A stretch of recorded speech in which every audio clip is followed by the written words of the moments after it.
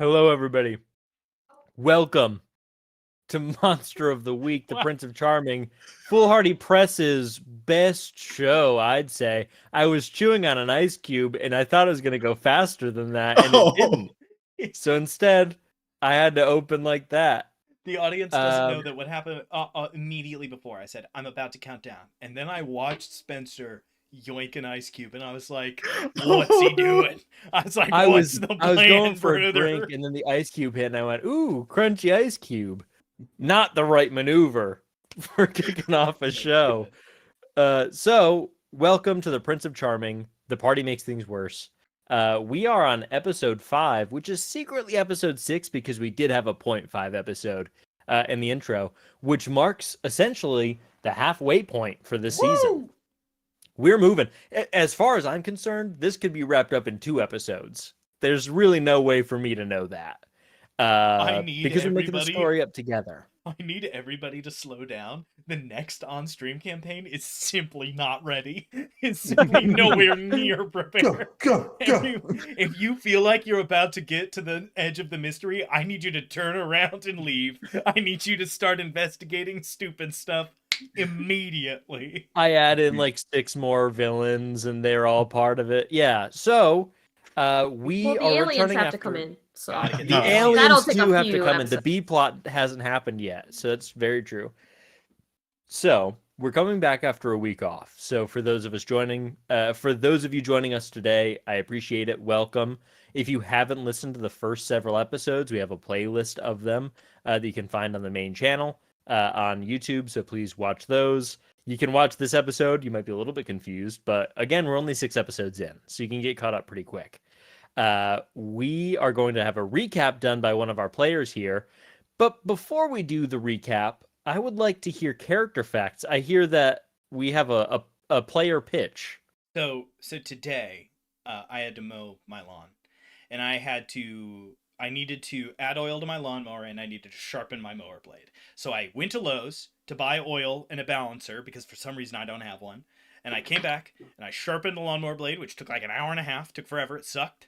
And I oiled it, and then I went to mow, and the mower didn't start. And I looked, and I also needed an air filter. And so I had to drive my ass back to Lowe's, which is like 25 minutes away. And nothing in my life as a human fills me with a deep and unbridled rage more than having to go back to the same store twice in the same day. There's nothing that makes me more angry. And so my character question is, what is like the pet peeve? What is the adult dog peeve of your character? What is the thing that will mess up the rest of the day? Because I want to be clear. The rest of my mowing was done in silent fury as I went through the next 3 hours of my day. So I'm just curious, what's everybody's character like?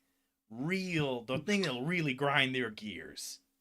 My real life one is forgetting something and having to go back to a store makes me feel simultaneously stupid and angry, and that's a terrible combination.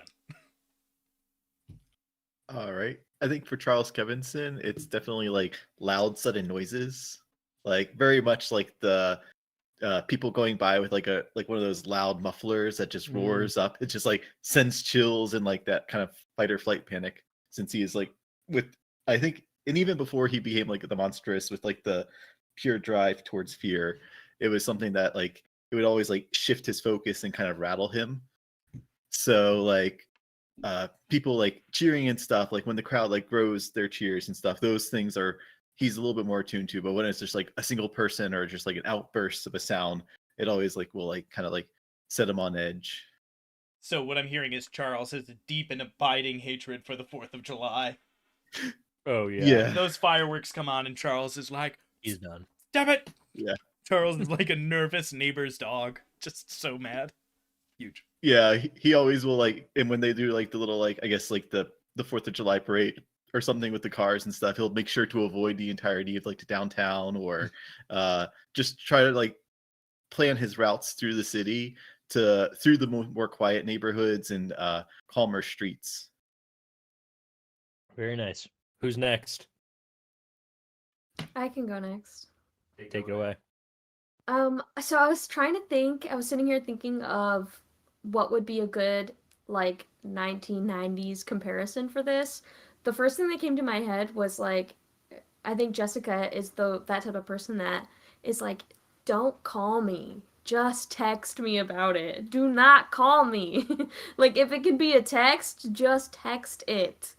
But obviously, there's no cell phones during this time, so I think the next best thing I could say, like the 1990s version of this, would be when Jessica's parents, they'll just call her name from downstairs, but they don't, and Jess says, "What?" And they don't say anything. They want her to come down. Do you know what I'm talking about? Like when your Yes. parent just calls you and then doesn't respond because they want your presence. Like, just say what you want. I think that that's a universal experience. I think that everybody, yeah, that's Oh yeah. guardian, parent, grandparent, whatever. They hear whatever your name is, and they say what, and they have to go down. Happens to everybody. I think a solid 90s version would also be just Jessica has a hard limit on how long of a phone call she will take.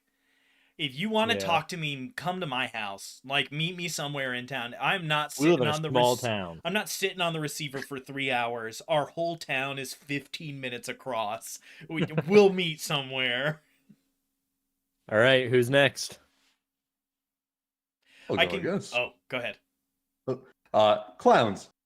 That is Cloynes? Yeah. yeah, that is kind of his pet peeve. Clowns. They are they're just supernatural enough that he sees them, so he knows that they exist, but they shouldn't.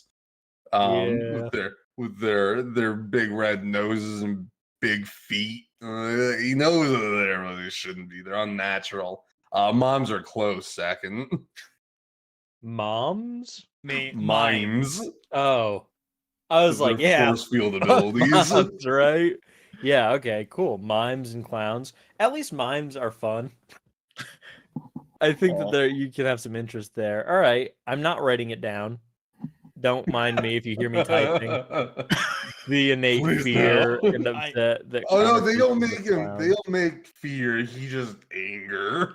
Mm. I have a reverse character fact, which is if memory serves, Spencer once got offered to go to like an Italian clown school or something. Yeah. Yeah, I did. It was I don't even remember. It was an Italian name, so of course I don't know it. But yeah, it was to go to school for 3 years to get a master's in clowning. Ah, It's a very good school.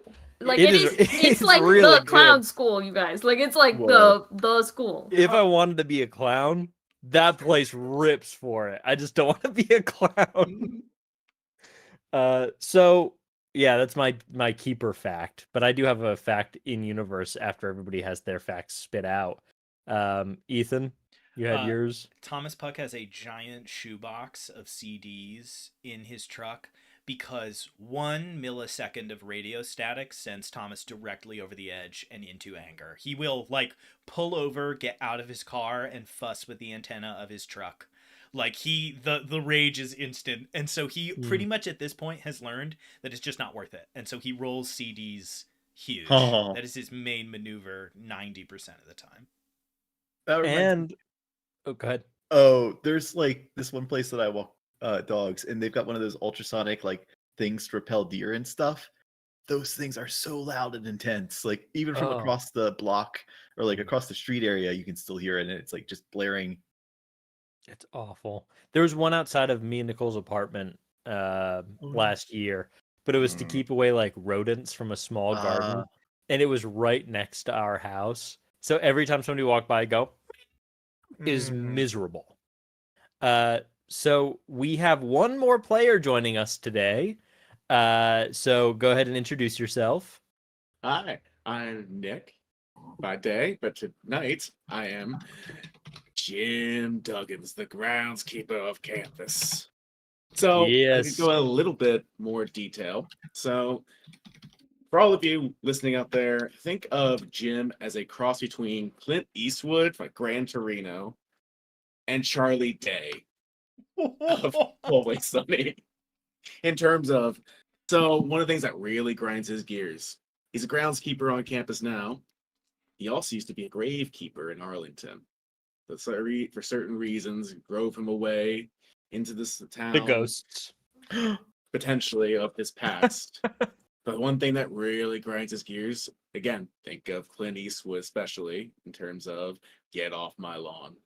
Don't mess with my plants, especially his purple cone flowers. But there's a reason why. He does purple cone flowers to represent the purple hearts of all his friends that brothers Oh. had died. And you're never gonna believe who And you're messed never- up those purple coat flowers. And then there's also the way he wants to believe it's the deer, man. He doesn't like people also messing in this shed. I've got, And that's where the Charlie Day inside there. I've got, You'll pic- understand. I've got with his pictures of the deer tinfoil man. I seen him. Yeah. So do you have a Invested. big board up at work, like in your utility closet with Are red you s- string Are you, connecting Are you pictures? saying you saw my shed? Why am I? Get out of my shed. He brings out the bayonet. Yeah, there's probably something in there. Don't go near it unless you want to risk your life. Why am I? But Why am he I really getting a cares about his distinct plants. impression of that one teacher from The Incredibles who is convinced that Dash has superpowers? Oh, yeah. Why am I? You see Why it? is that where I? Do you see? Like, Look, I see think- that lip? Jim There, has not brought that. What is that? Jim has brought hundreds of hours of normal deer eating cone flowers to the president of the college over the past 2 years. Hundreds of hours. But one time it was Charles Kevinson. So there is one video in there that's real. That's great. So Coincidence? I think not. so what is the thing the thing that drives him crazy is people eating the purple cone flowers, right? Just destroying anything of his work, but the cone flowers are his special. Very, very, Yeah, very but don't significant. touch any of his flowers, his art. I've never And- seen character assassination happen live like this. To sort of retroactively make Charles a monster is deeply funny. To be fair, episode like 2, Charles said him and Jim Duggins were mortal enemies because he found him eating his plants once. So this draws back on history. This is historical. My keeper fact is for Sheriff Joe Woodard. Joe, if he gets a back-to-back phone call, he gets a call, he answers it, he handles it like a professional. He hangs up, it rings again within like a minute. He's ready to jump off a bridge. That amount of interaction via phone back-to-back just is too much for him. That's a trait I want from a lone sheriff. Yeah, he's like, I gotta go. I got a drunk tank to look after, Not much It's like- else. He's got like that one track mind. It's like he's totally focused on that first phone call and all those events. Anything to derail it with like a second phone call is just no game. Done. He's forgotten the first phone call at that point, Oh, which is worse for a sheriff. All right, so those are all of our character facts. Well done, everybody, and welcome Nick to the Prince of Charming. We do have now a recap to handle to get everybody caught back up to speed. If you're watching the VOD of this and you're burning through all the episodes back to back, skip ahead. But Ethan, I believe you said you're going to be taking over the reins on this one. Yep, I'm out of the penalty box for this week and I'm ready. You're getting that XP. We spilled the beans to each other / the sheriff a little bit about the situation involving the president of the college. As a brief recap, it turns out the president of the college wants to bring the end of the world about, along with a consortium of his fellows, the well-heeled and powerful in town, probably for sort of vague religious reasons. The sheriff grabbed the president and the recording in which the president admitted to all of his various ill doings.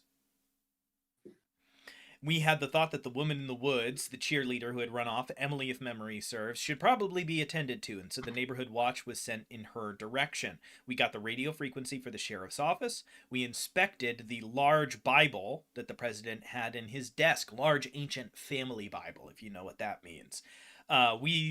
Spencer said it was leather, and we were all like, it's human skin! And Spencer was like, it could be, you weirdos, could and then it be. turned out to be normal test. leather. We had a giant, pretty protracted clue pull together where we made sure we knew all the data that we had, and then we split. Charles Kevinson went to the woods to look for the missing cheerleader while the rest of us went to the library to do some research. Charles anamorphed into a deer and then sprinted into the woods with the cheerleader's bow tied around something, an antler, his His neck. horn? I do Yeah, not antler. know. Yeah, antlers. We love it. we went to the library. There, we met William Graham, who it is implied Jess has a crush on. William Graham was clearly avoiding something, deeply researching fires at my character's behest.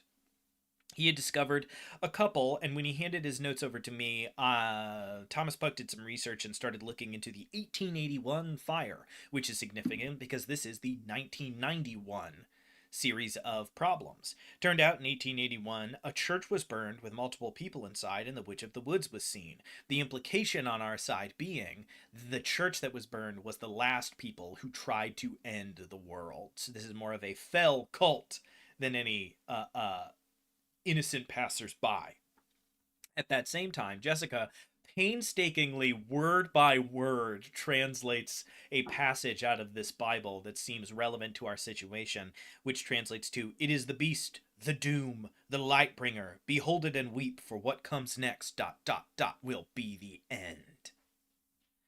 We compare notes, give William Graham just enough information for him to not ask too many questions, and hoping for info, start to ask about a historical society. It turns out William Graham's father is the head of the historical society, which we all immediately intimate probably has the other members of this group of cultists as its various sort of members. Excuse me, I had to do a small burp. Jessica As part of the immediately begins recap. to suspect that there is something more major going on with Will and uses the sight. Upon seeing a couple of ghosts also already in here, including the ghost of the librarian stacking books, she sees a dark cloud that fills the bulk of William's form, still leaving the light heart in his chest. And then she gets a massive urge to kill him, sent to her by the witch. She then knocks him unconscious using magic, and then Thomas and Jessica use their collective psychic abilities to peer into the mind of the young gentleman, where Jess makes connection with whatever this strange thing is, which seems to want to conquer or enter or take the heavens. When Jessica reacts negatively, it says, "Weep for what comes next," or some passage of that same biblical story. Charles is then cut to. He is following the tracks of the cheerleader out in the woods, having found them in short order. He continues to follow them and then notices that they disappear.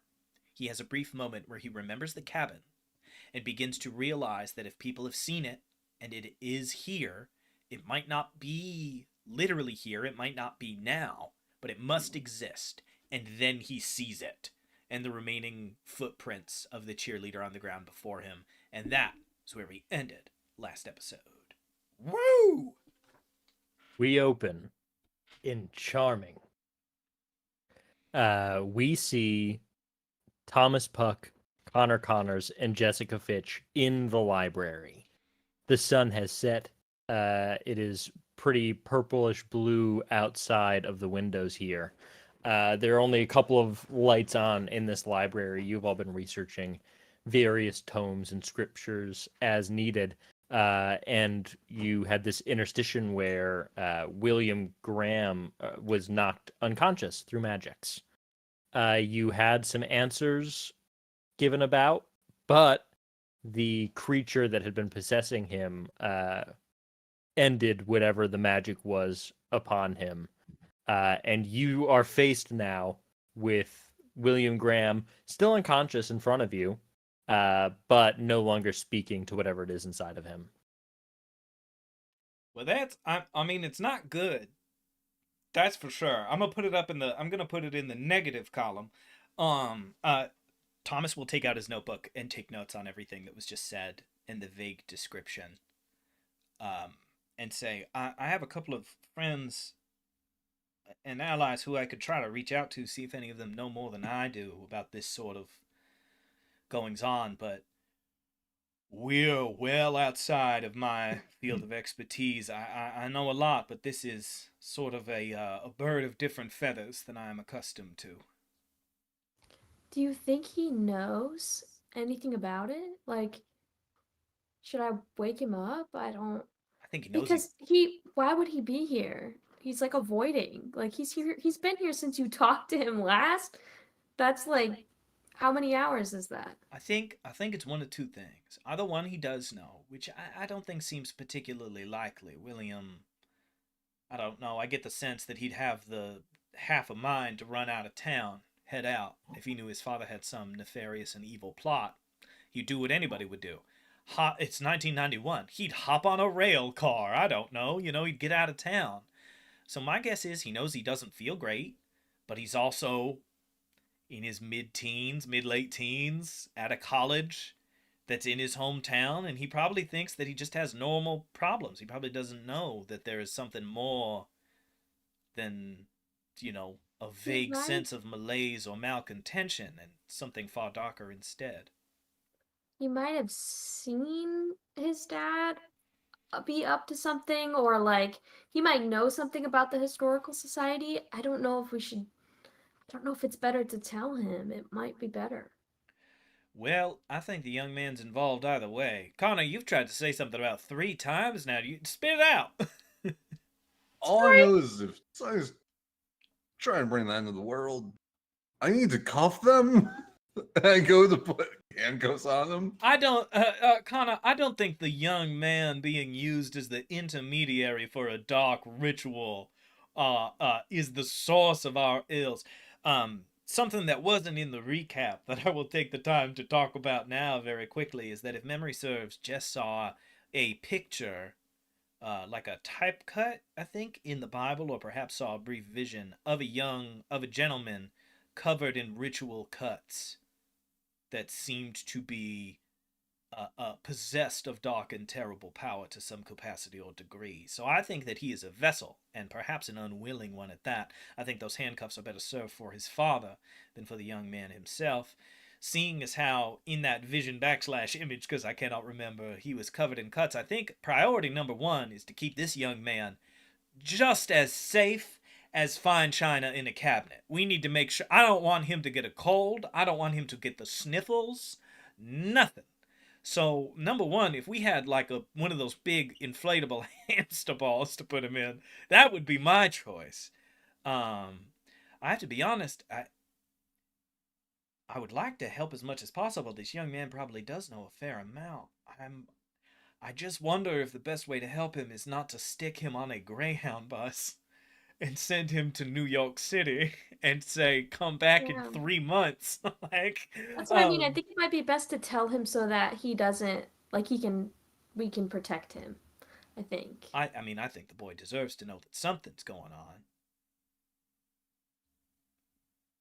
I mean, I had a fair deal of disguise work. I could probably set up with not quite witness protection, but kind of hide in plain sight. Do you have? Yeah, I suppose. I mean, if you have some kind of proficiency in detail with prosthetics of some sort, if we could stick a big fake nose on him and dye Yeah, his haircut. hair, that might not be a bad idea. What is? We got a brief description of William Graham a while ago. Is he like Freddie Prinze Jr. Freddie Prinze Jr.? Okay, so we can't Legally distinct. So sorry, that's right. Not legally. If you were to cast this character in a show, given our fictional image, he could be described as looking similar to Freddie Prinze Jr. by some people. So Young Freddie Prinze Jr., dark hair, etc. So if we slap I mean, listen, if we shave his head and slap a pair of glasses on him, we're 2/3 of the way there. Put a leather jacket on him, and no one's gonna know him from Kane. I mean, this guy's gonna be practically invisible. Especially You in see this him town. start to stir a little bit as the shit. conversation carries on. I He's not up yet. I forget that that's how being unconscious works. Is that you're unconscious for 14 seconds and then you immediately sit back up. And I go, is our immediate story that you knocked him out with magical powers, or that he had some kind of minor stroke and we're trying to rouse him? And I will walk over to a little paper cup water dispenser and fill a little cup with water and walk over to him so that when he awakes, we can kind of give him this moment. Sorry? Dusty books. He rouses more at the sound of the sneeze. Thomas asks which maneuver they should go with. What do we think? Tell him right away? Wait a little while? I would say let's kind of ease into it. Let's see how he's feeling when he wakes up. Ease into it is. And I will sort of sit him up a little bit and be like, hey, buddy, you took a tumble. And I'll reach over and pull his chair down as he is waking up. Whoa, hey, whoa. Is your head feeling okay? And I like kind of gingerly touch the back of his head. Yeah, you know what? I actually feel maybe a little bit better than normal. Yeah, I feel pretty good. Oh, What, that's strange. I mean, you just sort of nodded off there. You took a little bit of a tumble out of your chair. Here's some water, and I'll hand him a little thing of water. Ooh, thank you. Take a sip. We He were slurped worried. down. Yeah, I haven't been sleeping very well. I must have just dozed. You know how it is. Sorry about that. But micro nap probably helped me out. Sure, yeah, that can happen. I have to say, it painted a very strange scene. We were talking about Bible passages, and you done passed right out. I was starting to think that something creepy was going on. And I'll stand up and just sort of let that little seed germinate for a minute while I straighten out the notes that probably did get knocked over when he was magically knocked unconscious by Jessica. Yeah, wind whipped around the space. They definitely did. Why haven't crumble and you fly. been sleeping? What's wrong? Just stress, college stress with the school reopening and all that. Hearing about the missing girl, it's just upsetting. That's all.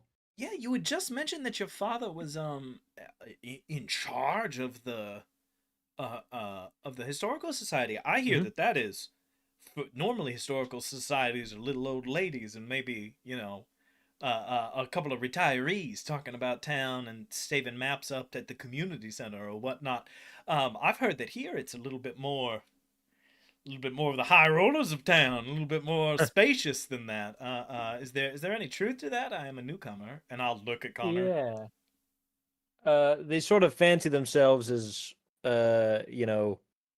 gentlemen explorers. It's they gather up old relics and sometimes they travel abroad to grab things, bring them Woo! back.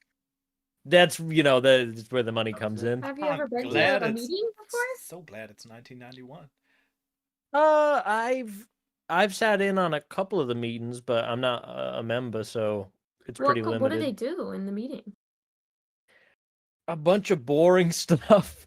They keep minutes. They talk about the next thing they're going to be going to do. They talk about upkeep of various items. William, Oh, yeah. Where do they meet again? I have, I think, rather unfortunate news for you, young man. What among these items you didn't happen to see like a strange set of knives? Long obsidian blades like cut black glass, if you don't know what I mean, bound up on simple wooden handles? Yeah, they essentially have like an armory of old weapon artifacts. But I think I saw a black blade. You might want I to don't think sit I've seen more down. than one. I'll lead him to his chair, and Thomas will sort of take the time to. He just sort of goes, "Well, it's a strange coincidence. I had no idea that your father had any connection, but part of the reason that we're all traveling together. You heard that those two girls had unfortunately been killed. Well, I was at the site of one of those killings. That's what got me involved, and I watched. Well, I'm not supposed to tell anybody this. The sheriff's still keeping it on the hush hush. I watched Mayor Flagg stab her to death with one of those knives. And, well, and I lift up my shirt and I am covered in bandages around my midsection. Oh my God. He took a good couple of cuts at me himself. The Uh, sheriff had to hit him with a damn car to get him to stop. That's insane. Are you all right? He's looking at the No, the bandages. certainly It's not. I've been tasting straight blood through. I've been tasting pennies for about 2 hours now, but We go. and then I already went to the hospital. Am I gonna go back? So Home. the president of the college also ended up being involved, William, and I mean, I didn't know till you said it, but I'm starting to the little red thread on that poster board in my mind is starting to connect a couple of pins that you're awfully close to. What kind of meetings are these people having? Like I said, it's just the typical official meeting stuff. I never saw anything weird. I don't. It's a pretty small group. He does start. He's looking real nervous because he knows how small that group is. They meet up on Sundays after church. Yeah. The same church. Of course. You go there. You go there as well. Yeah. What's that place like?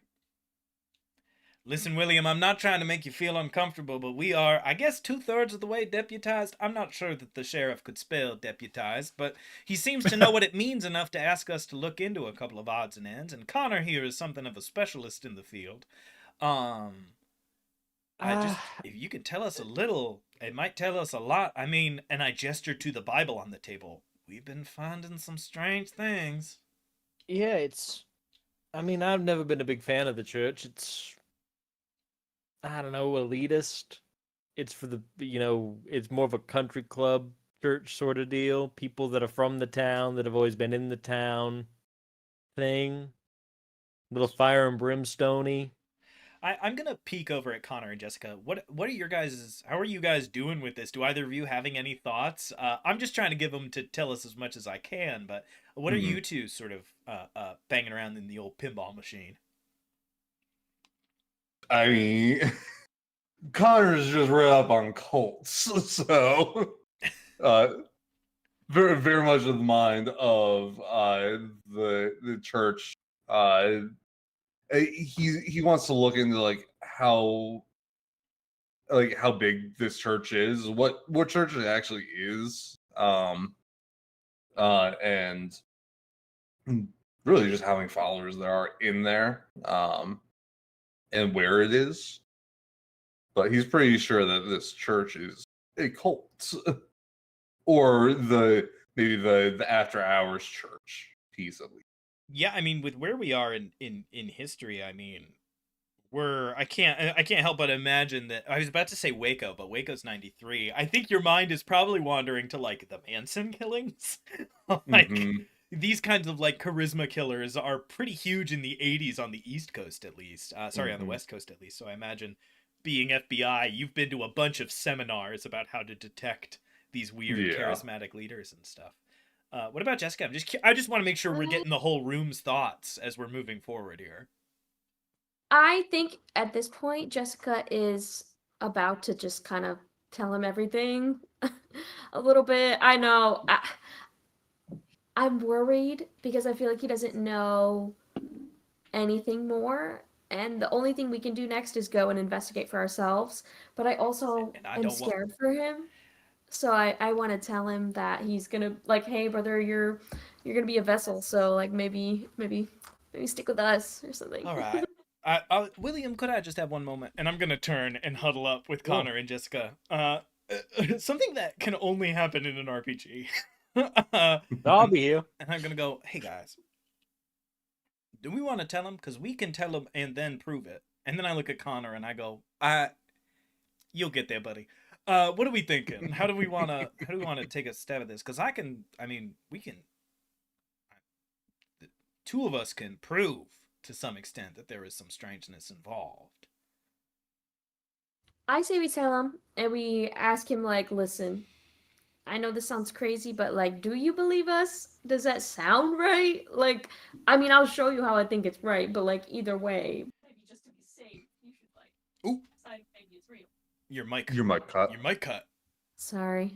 That's okay. I was just saying maybe just to be safe, we could err on the side of pretending it's real, even if you don't believe it.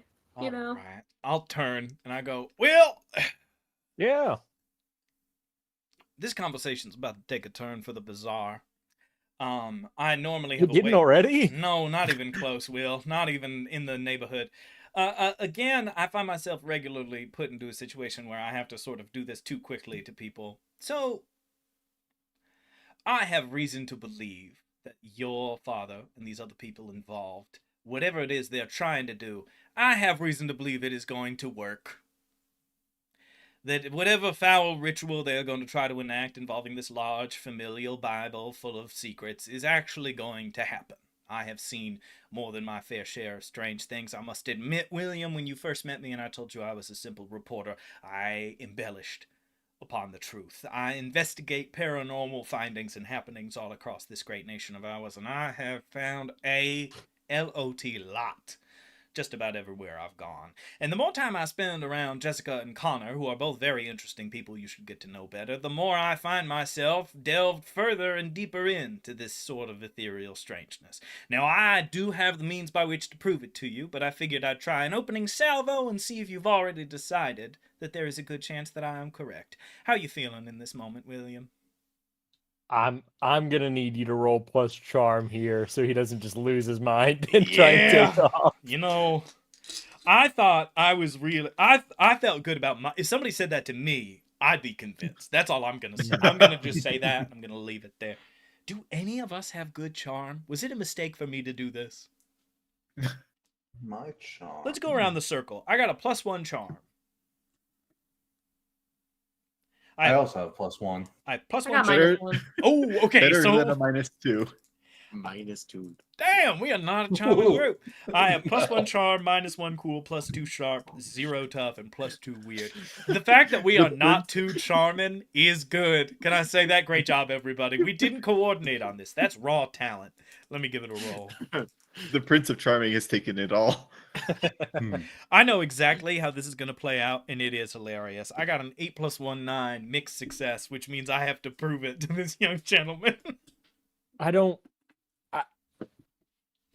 think I might have to go home. William, think of a number. All right. Think of a number, any number. Go ahead. He's thinking. And I'm gonna roll my weird move sensitive. I got an 8, so I'm gonna get a hazy impression. The first impression you get is, what excuse can I come up with to leave? You shouldn't. And then Oh, go ahead. what you then say, and he thinks, all right, and the number he thinks of doesn't exist. It's not a number. Number 1, you shouldn't leave. Number 2, if it's an imaginary algebraic number, what you've done is a strange choice. Very difficult for me. It's a little hazy. I'm not too smart, William. It's okay. It was a negative I. I believe you because of the first part. It was a 0. I thought that might get you. It did. I saw a hazy impression of something that ought to be a number but wasn't. An So impression of nothing. that's where we are. I mean, if I do anything else, I look around. If I do anything else, I might crack the cement or something, and I don't want to do that. That might cause a big mess, but you know. I'd like to see that. He turns towards I mean, Jessica, Connor, the it person might he cause knows, damage in this place. and like lifts his eyebrows up at Jessica, looking for some sort of confirmation, or for her to look confused too. She's like, I say, I knew it was 0. oh, Jess just knows his favorite number is 0. yeah, it's the most interesting one. All right, yeah, I'm not a million% with you, but Good. weird stuff's happening.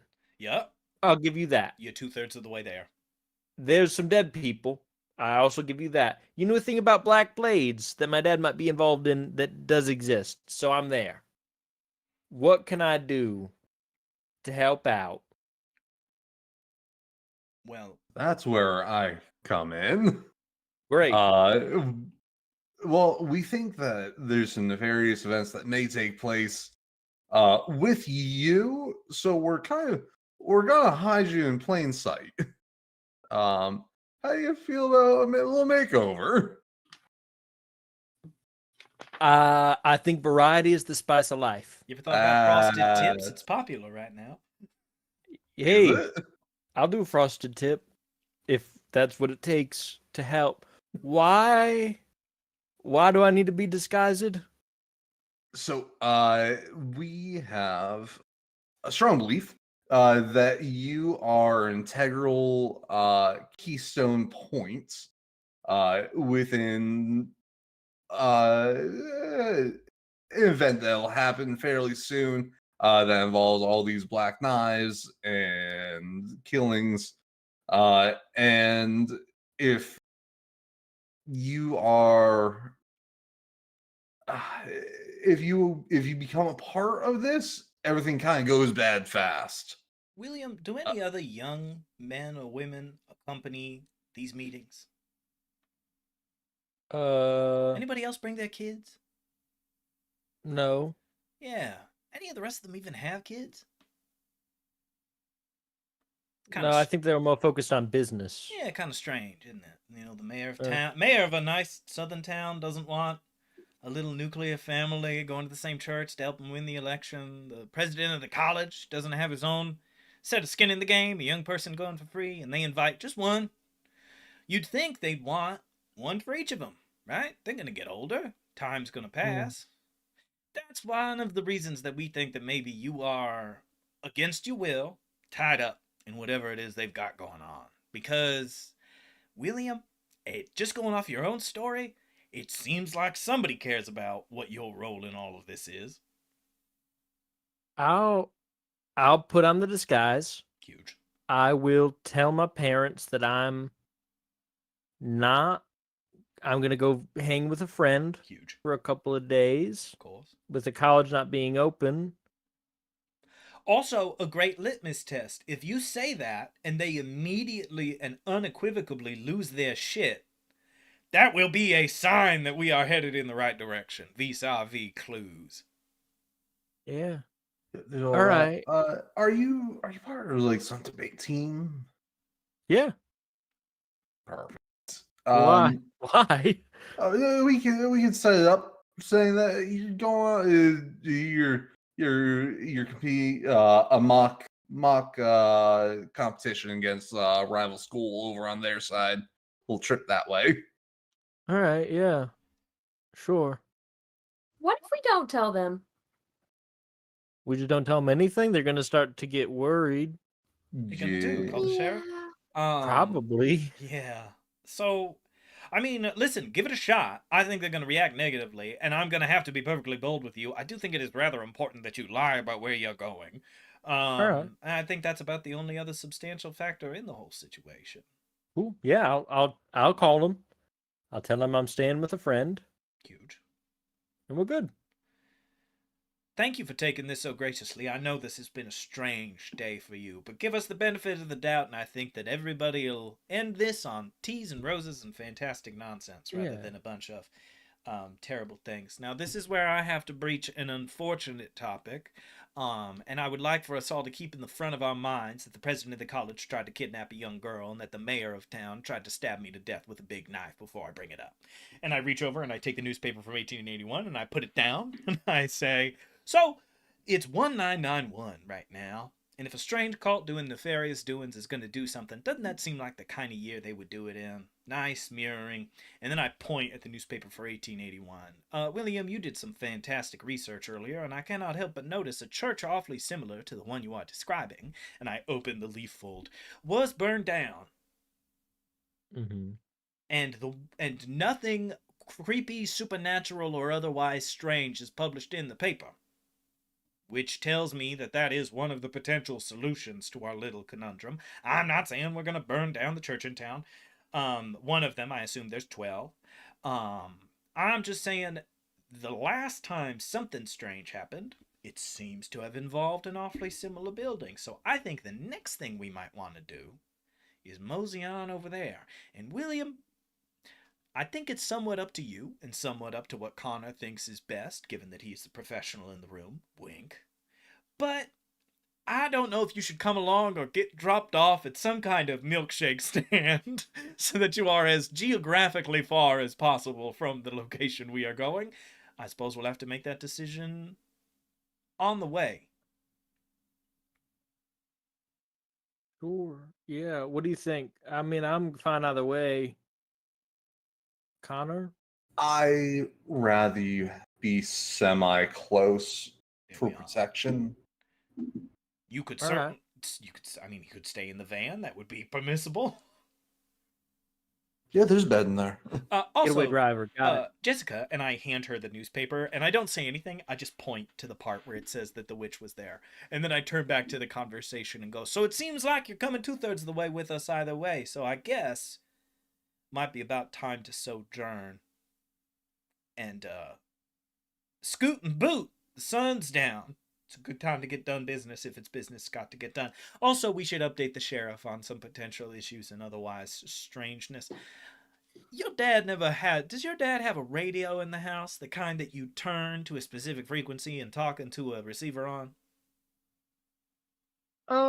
Just do you He remember? has a study that I'm not allowed in. He might in there. Damn, William. I mean, you have a real creepy setup going on. I gotta be real with you.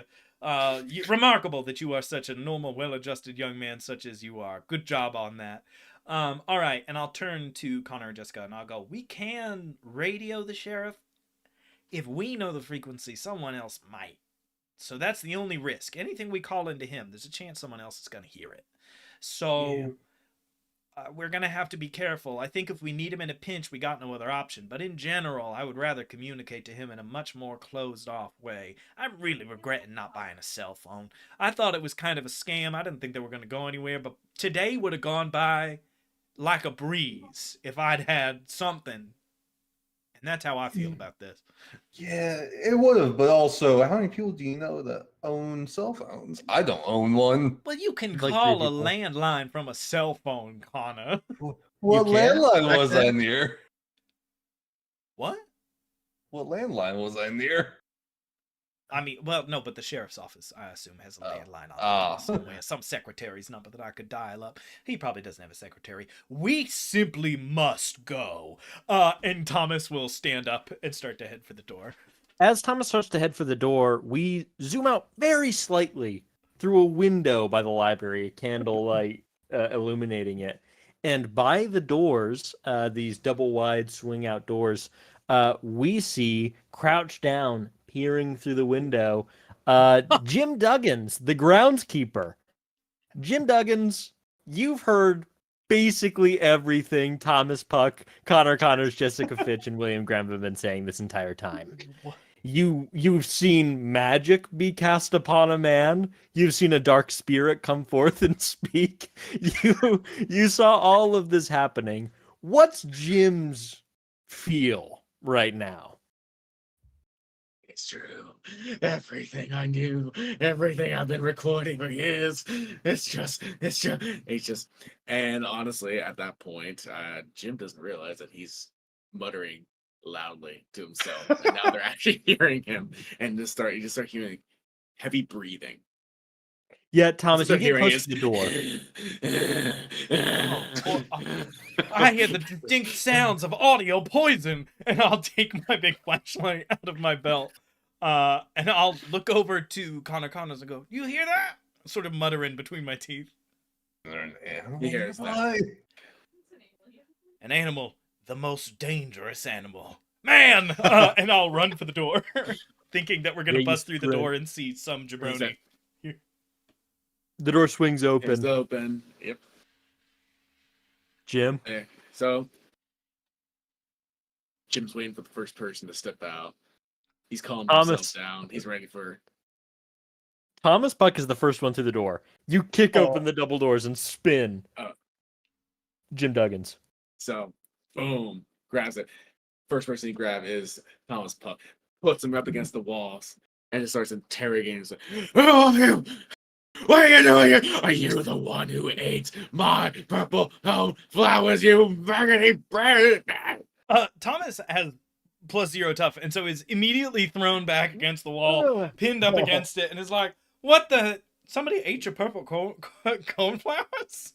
And then Don't Connor you be Connors lying to emerges slightly behind Thomas. You Mhm. see a blur. What are you wearing, Jim? What's the fit? He is wearing raggedy old clothes that he's still worn to this day from the war that he's kept. It's like beige color, and then just honestly, just what should have been like blue overalls that are denim, but they've been so browned out.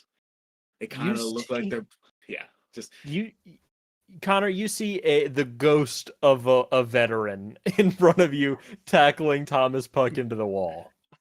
I'm being attacked by Oh. some kind of cryptid. Well, that's interesting. and he like his hair is receded like all the way to the top. And it's just Some kind of long, guardian of the thin, woods dark is hair. assaulting me. I also work here, so I know who he is. Yes. I grab Bag's collar and go, "Hey, Jim, let's let go of our friend here. He did not eat or nor stomp on any of your flowers, I guarantee it." I'll slide down the wall Wait. a little bit as I look up and Wait. go, Jim, as it were, I had nothing to do with the consumption of your beautiful purple flowers, although I believe I may have some association with the gentleman who did. We are investigating, you're never going to believe this, a completely unrelated manner of strangeness to your own. I do not know how to break this to you. It seems as if you've heard plenty already. I'll look around and I'll go, I'll look at Connor and I'll be like, even though Jim is like right in my face, I'll be like, I get the feeling if he was a member of poor Mr.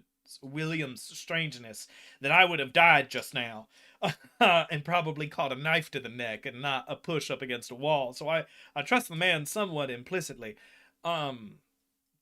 So I take it you've overheard the bulk of our conversation, Jim? I need more explaining to do. It sounds like everything I've been tracking for a long time. What's going on here? A kindred spirit of sorts. And for the sake of podcasting, I will give Jim the download. Just on a couple of details that he's missing. I'm not gonna like dox Charles super hard, but I will imply that we'll probably see him later. If we can get another hand on the boat, Thomas is super stoked to have another paranormal person in the room that we don't need to persuade to believe us. If this person's already signed up, there's no reason to look that particular gift horse in the mouth. And so he gives him a couple of the details that he's missing. And as we sort of wrap up, Thomas is like, so we were actually just about to go, and safe to be assumed that wherever we are going to go, Charles will soon be behind. So if you wanted to speak to him about this issue concerning your flowers, that might be the way to do it. And also, who knows? The destruction of your flowers could be part of some large, wide, sweeping conspiracy to unbeautify the town in general, brought on by these foul besmirchers. And I'll look at William and nod solemnly so that he also nods. I'll like, Jim uses as his suspicious mind, just reading into them, and then just kind of realize, if this allows me to live the rest of my days in peace with my art and my people, I'll help you out. Unlike the ghosts are seen and passed. And now, okay, Jim. let's settle this now. Thank you so much.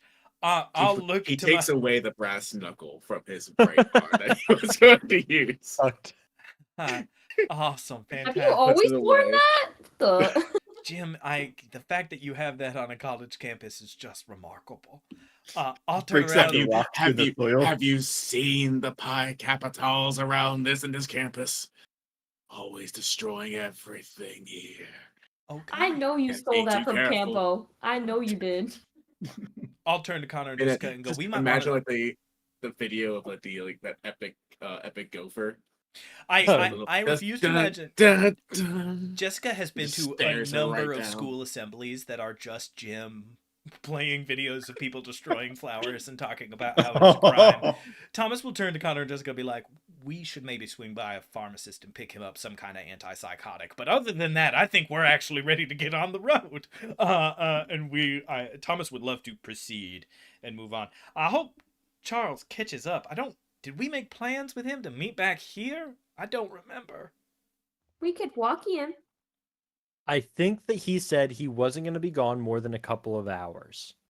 After a couple of hours had passed, you would meet up again. And it has been a few hours, right? It has been more than 2 hours. Oh, so we're about to cut back in time to what is going on with Charles. Good to know. As you say so, we cut back in time to what Charles is up to. Charles, you are staring at the cabin. There's light flickering from inside, a soft orange glow of a fireplace.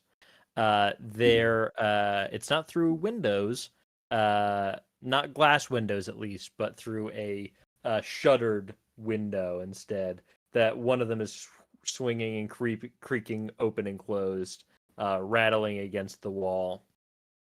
There's a door in front of you. You're not sure if it's locked or unlocked, but you are surrounded by dark woods cast in full moonlight. All right.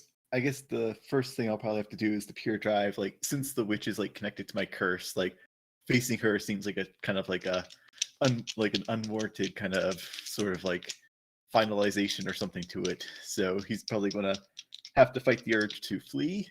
Good luck. And so that's like an act under pressure roll for Yeah, I mean, it depends on what your A goal flat is. 10. A flat to keep 10. to You keep do what that you set out to fear. do. All right. Yeah.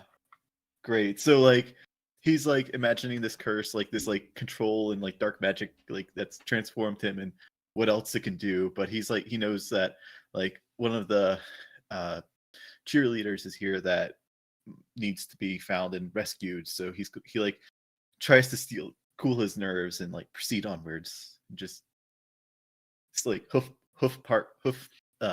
step by hoof step. He kind of like approaches the cabin and tries to peer in. You approach. So you've got that one window with the swinging shutter. Another one is closed, and you've got the door in front of you. What are you going to try and peer through? I guess the shuttered window and see if I can sort of nudge it open with my antler or something. Yeah. Go ahead and hit me with a plus sharp. All right. Oh wow, double ones plus. So that's a 4 total. A 4 total. You go up to try and peer in through this shade, but every time you're about to get a good look, the pie you cut, that slice you're getting, is just like an edge of the cabin. You make out essentially nothing. You don't see what's inside. You don't see any items, any people. You don't hear anything. The creak is too loud to pick up any sound. If you want to find more, you're gonna have to go in. All right. I will, I guess, kind of like give a sigh, and as I sigh, like my like back raises up, my like back feet, I guess, like expand more as they turn more into human, and I like pull out the ribbon from Jessica and their like cheerleader kind of crew, wrap it kind of like around my hand a little bit, and proceed up the steps. Are you fully human right now, or are you Yeah, back to a human. deer wolf, a were-deer? Back to like human. I guess Full there's like human. I guess my like with that luck point burnt, I guess like the horns on my head are probably a little bit more pointed. So Is- like my cap is like got some like holes in it. And is Yeah. like barely holding on. Stefan, I think this might be the best role-playing choice of all time. That To the turn two into a deer. that the two forms as you burn luck notch closer to being Yeah. the middle of an Animorphs cover is so choice. So good. So Yeah. you transform and you approach this door. Yeah. You reach out to grab the handle. You knock. Yeah, I'll knock it like pardon in there. Knock, knock, knock. A scream rings out. Shocked. Scream. And you hear like clattering and falling and things tumbling onto the ground. The sound of like books hitting hard wood. Emily, is that you in there? Jessica sent me to kind of make sure you're safe and all that and help out with like the horrible people that have been chasing you. Yeah, yes. She gets Oh, up good. and she like runs towards the door and swings it open. And you see Emily Harris. Huh. She's wearing her cheerleader's outfit. It is tattered at this point, ripped to shreds through the thorns and the brambles, etc. But it's her. She looks up at you. She has a raven black hair, very pale skin, and she looks at you and she says, "Mr. Kevinson?" Yeah. Hey, yeah, a group of us kind of on campus have been sort of like trying to investigate mysteries. Ended up hearing the president talk about sacrificing one of the other cheerleaders, and so the sheriff's got him in a cell now, at least. Oh, thank God. He was chasing me. Jesus. He almost had me. But then I found this place and I think I had lost him, so he's grabbed. Great. That's great.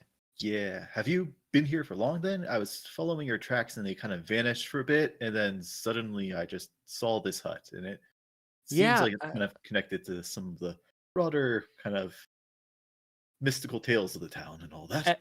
as you bring up the hut and you like look back behind her, you see that there is a fireplace that has a roaring fire going. There's a rocking chair, hand built very clearly. There are shelves and shelves of glass bottles, tied together, twigs and leaves, things like that here and there. Fairly scant, all things considered, but you do make out those details as you do a quick peer past Emily. And Emily says, Right. "Yeah, I've been here for a little while.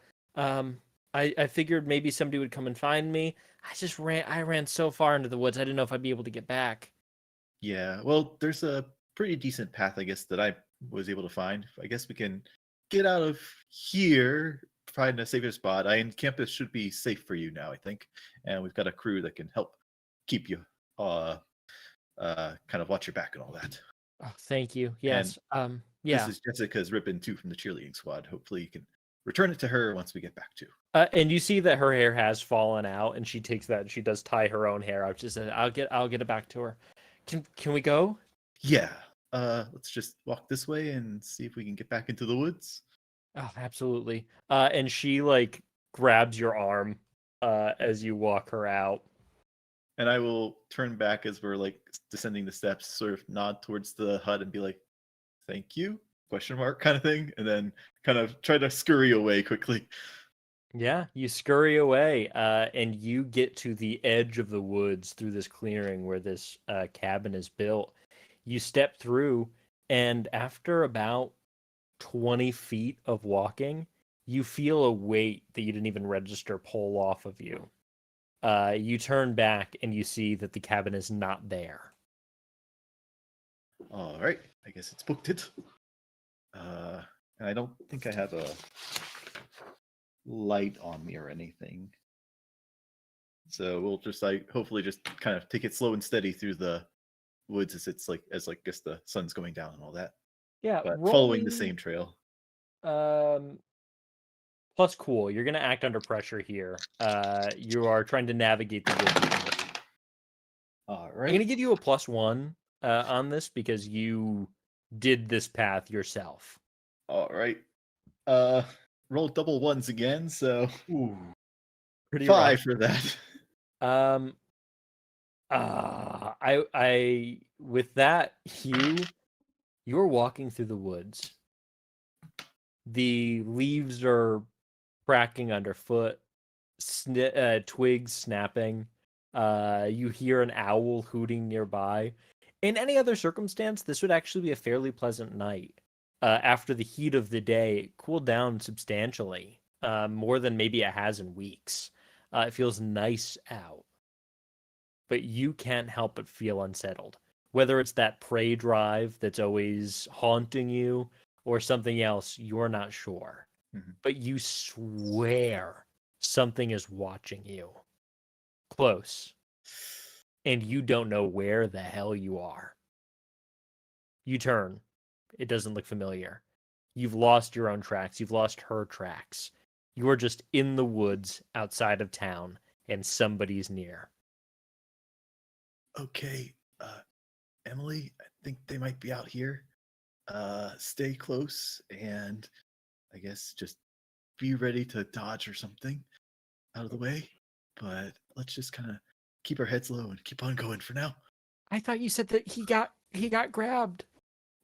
Yeah. I don't know what else is in the woods though, but just let's keep on going. Let's pick up the pace, Okay. maybe. Uh, I love Charles being like, "You know about bears, right? You heard about bears, right?" he said someone is out here. I don't know I thought he said who. something for sure. Yeah. Roll The bear. roll plus charm. Oh, great. Oh man, another one on the dice. The other one's a 4, but that's a 3. You need to burn some sage. You might need to burn some luck. Hey! You need to get out of this situation. Yeah, I guess maybe. Yeah, I guess I might as well burn a luck and just like draw on like those like teacher conferences and like the training that they give us to like mentor students to like motivate them and keep them calm and cool. Maybe like during like safety drills and things. You burn a luck and you like get down a little bit more on her level, and you're like you essentially reiterate that you're gonna stay together and you're gonna get through. She is on the cusp of just breaking away and sprinting. But you settle her Yeah. down. As And you do I'll- so, you don't see it, and neither does she because it's too dark out, but your eyes change. Stuff. And you continue. You move quickly now. How are you finding your way? Or are you just picking a random direction and walking? I try to like lean on some of my familiarity maybe with like the hills or valleys of the area, just to like try and at least get us to a road as quickly as possible from You're doing here. some So then, topographical mapping here. I Yeah. gotcha. Okay, I think that this one, I think we can do plus sharp. It's not necessarily reading a bad situation or investigating a mystery, but plus sharp will work for you. For the record, I Fine. think you also Hopefully- just became red-green colorblind, so take Oh, that in no. stride. It's gonna get real weird when the sun rises. I don't have to drive, so at least no stoplight and red lights. except for Basically, the only crossing. color deer can see is blue. There's blue and not blue, and that's Whoa. about what a deer is rocking with.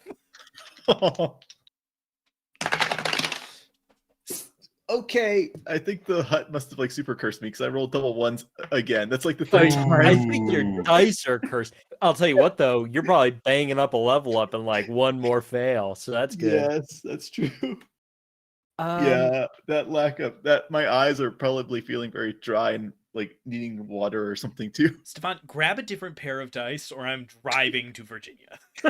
All right.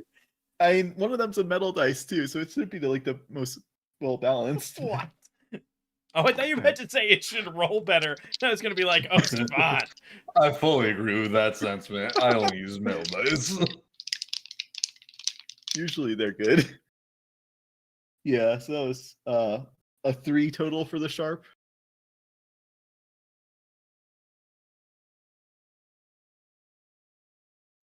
Oh, Oh, is Spencer there or did he freeze? Spencer He and Nicole froze. both just Oh. froze. Oh, Uh-oh. Hey guys, welcome to Tech Talk. This is welcome to Scheduling Conflicts. This is the show we run when other shows are canceled. I'm currently 2 dismembered halves of a face because of the way the cameras all change. Oh no. It's a pleasure to He talk did to just you. text. Go to break, internet cut out. All right. All right. We'll be back. Oh, Nicole's back.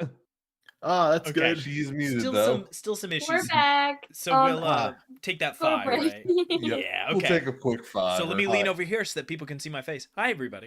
We are going to take a quick 5. I'm going to put up the bio break scene, so we will see you back sometime around like 9:12, 9:13. See you in 5. See you then. Okay.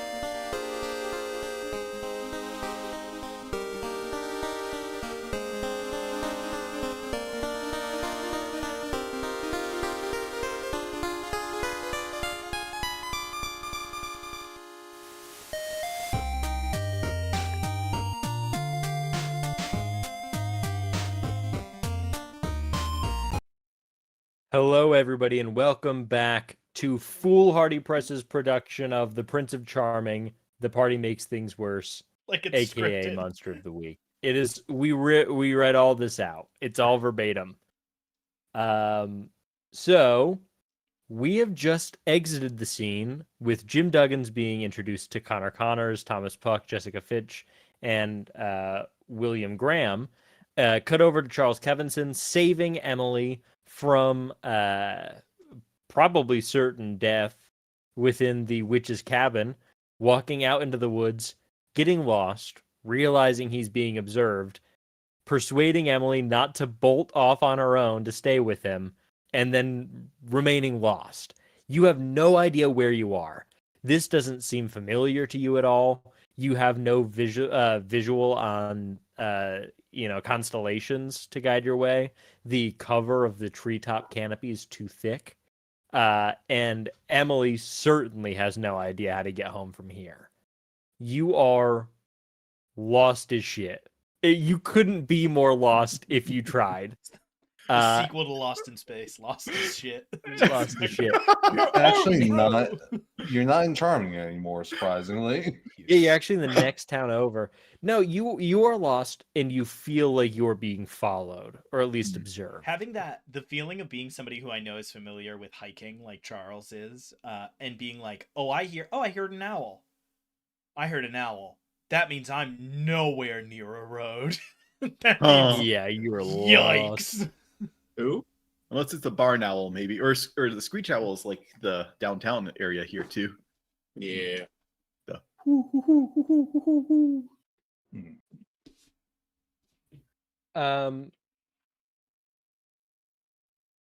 You hear you've been hearing twigs crack underfoot and the crunch of leaves. All right, But suddenly you hear one from the wrong place. You whip around towards where that sound came from. You see nothing, but you heard it. all right.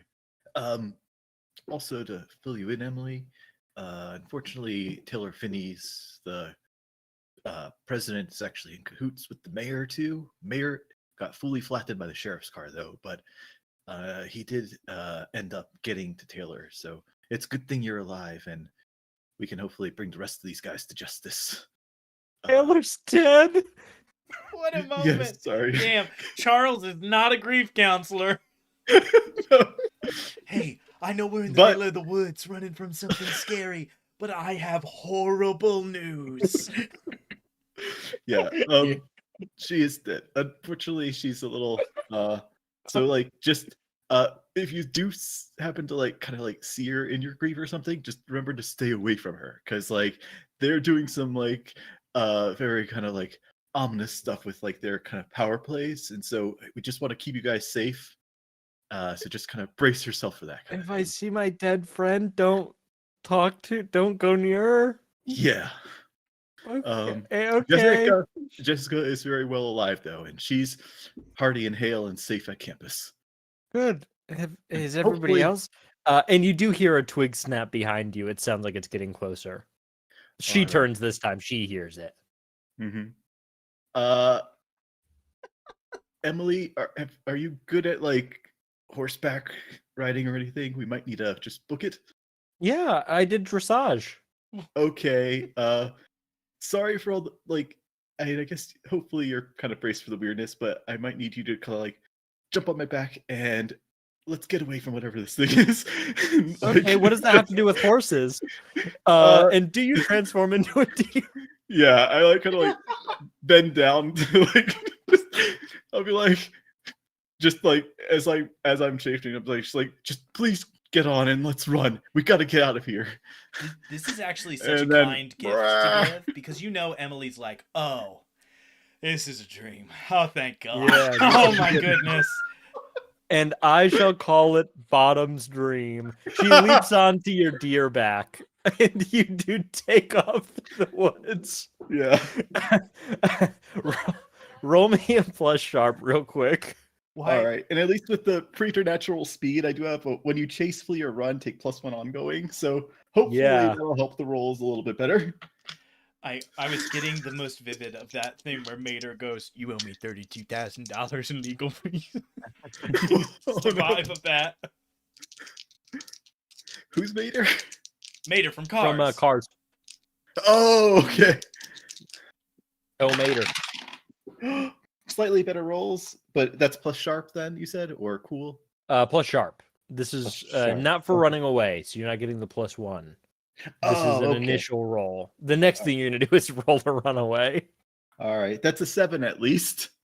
A 7 on the plus sharp.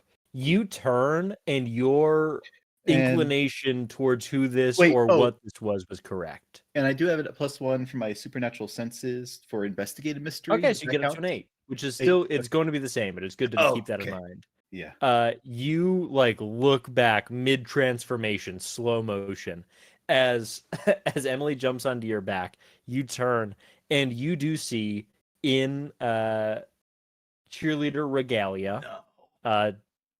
a, I would say, shockingly bloodied form, wielding a large stone in hand that's like jagged and crunched up, staring at you. As you transform and begin to run, you see it like rock forward, and you do get out of its way just in time. Roll me plus cool. All right.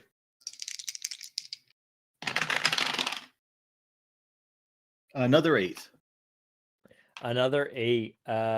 With that, you are going to you jolt to the side just as this rock is about to swing down at you. You are not used to carrying a passenger on your back. I First would time. even go so far as to say this is the first time you've ever done so. It's shocking how strong and how fast a deer is. A deer with human sensibilities and thoughts would be monstrous to view. But this human being, also having never ridden a deer before, riding bareback, is not necessarily well equipped to do this quick sidestep motion that you've handled. The rock is coming down. Either you are going to get hit or Emily is going to get hit. Yeah, definitely taking the full brunt of it if I can. Just like angling her to like maybe like doing like a 180 so that she's like swiveled onto the other side of me and I'm in between her and the rock. Yeah, you whip around at the last second and the rock comes down and catches you. And it crack. This is superhumanly strong, this strike. Oh, A rock like this can do some damage no matter who's wielding it. Typically, a 105-pound sophomore isn't going to do a crazy amount. This rock does 2 harm. oof, okay. And my supernatural hide at least absorbs 1 of those harm, but that's So you still take hurts. 1 harm as your hide takes the brunt, and then you shoot away, and you put enough distance between you and this cheerleader that you believe there's no way she'd be able to keep up. And we cut to Jim Duggins, Jessica Fitch, Thomas Puck, Connor Connors, and William Graham. We're, I assume, in the van, right? Yeah, I think we would be heading towards the forest because that's the last spot we saw Charles Right. going towards. Yeah, absolutely. Thomas has a normal King James open in his hand, and he's like, there's like 6 different parts that list a bunch of stuff that happens before the apocalypse. I don't know which one to read. He's like, Thessalonians is the one that says the dead will walk the earth, but that's just a long description. The other one says a woman with a great red dragon. Which one do I read? And it's I like like that kind one. of frustratedly flipping between different parts of the Bible that describe how bad the end times are going to be. And it's like, none Death of by it makes dragon might sense. be- Just trying to find any correlation and not finding any. Because this was me today trying to look up the signs of the apocalypse. And it turns out there's like 5 different times in the Bible that it's like, and there will be a sign. And you're like, is that the same as the other sign? Like trying to keep all them books together that were written like There's a lot of 200 horns that you have to look out for. I'll tell you what. Death by a dragon. That'll make me believe. Connor, I literally think that you are not. I don't think anything could happen that would make you buy in at this point. Where the hell is Charles? Looking around. I mean, do we see any signs of commotion at all? Is there any sign So- of what is going on, that there is something dashing through the woods, or is Charles like truly far from us? As you get to where you had left him, which was where that trail was, you see about 8 or 9 flashlight beams starting to break through the tree line, walking back towards the road. Looking around, you see 3 minivans parked, hazards on, Huge. along the road. And you know that this is most likely the neighborhood watch that was Yeah. called in. And they emerge through the tree line. Are you going to approach them? Are you going to hide from them? What's the game plan here? I'll just wave. I'll just wave. Yeah, as you wave, one of the people runs up, and it is, in fact, Bev Jameson, They the take out- secretary for the school. They take out a long obsidian crysknife, bury it in your Mm. chest. No, yeah. Thomas will just yell out, "Hey there, we were keeping an eye on the school in case anybody came back this way. We had talked to the sheriff. Any luck?" And just try to make it, and try to just grace right over and go in. Yeah, there was we saw some tracks that we were following. We thought we were hot on its trail, but they kind of faded away into nothing. Just suddenly there was no more tracks. It's the weirdest thing. Yep, And you know what's even weirder? There was like deer tracks following right behind the step. Jim shoots at us. He goes, "Oh, yeah, deer." Calm down, Jim. James, take it down a notch. And they disappeared just the same spot. Well, I mean, it wouldn't be something silly like. Sorry, my brain immediately cut to a sign of this cheerleader riding a deer into the sunset. What a stupid thought. Yeah, I don't know. I mean, we were posted up here for a while. You Hmm. might have run into our friend out there. He was heading the other direction you were. You didn't happen to see him, did you? No, it was only us out there, as near as we can tell. Yeah, well, if anybody spots Mr. Kevinson, he's not in some sort of. He is also out there looking. He left earlier, and so I was just afraid that he was going to catch. I don't know. If one of you is armed, I didn't want him to catch a bullet because he was running out there. Can Okay. can we walkie-talkie him? Do we have Yeah. walkie-talkies? Yeah, Yep. we got walkie-talkies last time. I figured we would probably give him one. Where he would be keeping it, I don't know. That's such a good question. Now, Spencer, you and Stefan in sort of equal step here need to choose if Charles absorbs all of his belongings into his deer form, or if there is a deer in a jacket in the woods, and that's a choice I don't envy you having to make. Stefan? I was thinking like the whole like kind of like the druid stuff, sort of like shapeshifting, everything like melds with me, and then perhaps It's like, magic. yeah, basically I guess anything left on my antlers is not shapeshifted. Yeah. So I guess my cap also would have probably still been stuck to my antlers when I was in deer Great, form. so Chopper is running through the woods. We got Tony Chopper going It's through. huge, it's normal. Yep. Okay. This is Perfect. straight up a Tony Chopper B plot. I'm not gonna finding a cheerleader in the woods like that. It fits. So anywho, Thomas has done his due diligence to make sure that Charles doesn't get shot, and he'll go. So we'll probably wait here for a little while longer, but I mean, it's getting late. We're probably gonna have to scoot and boot here in a minute. They're gonna lock up the college anyways.